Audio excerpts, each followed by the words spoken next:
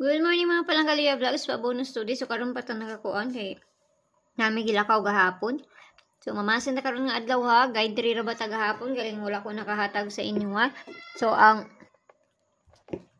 mamasin na karon basi makakuan ta ani ha, og dili wala tay mahimoan na kay mamasin naman ato ah. Ginagmay lang ayo kayo ninyo pag palabi kayo matakay balugon sa mo kuan, no?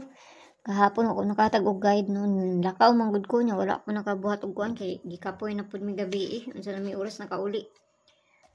Ning ako ang tiyan lagi kay mangayo lagi masig unsa ra. So mamasin tani ha, pabonus ato gahapon kani. Mo ni atong pabonus gahapon na. So tanawon to niya say maayo.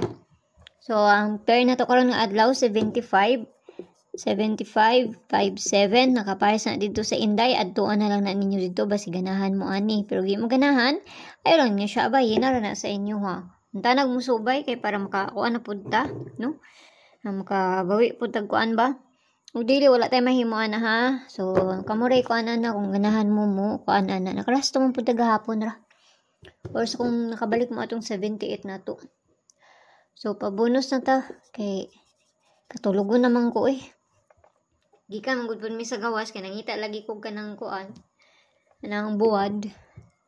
Okay, so pabonus na to is si 524. So kana lang nautang tanang makakuan na kung musubay na ha.